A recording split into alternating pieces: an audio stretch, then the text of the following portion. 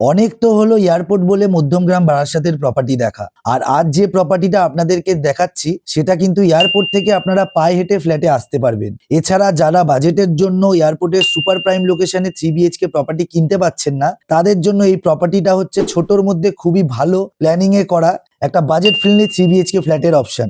আর ফ্ল্যাটটা হচ্ছে কিন্তু ওয়েল প্ল্যানিং এ করা একটা 853 স্কোয়ার ফিটের 3 BHK ফ্ল্যাট।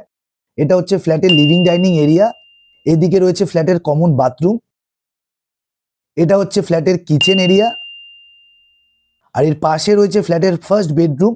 রুম সাইজ দেখে বুঝতেই পারছেন রুমের সাইজ কিন্তু যথেষ্টই ভালো।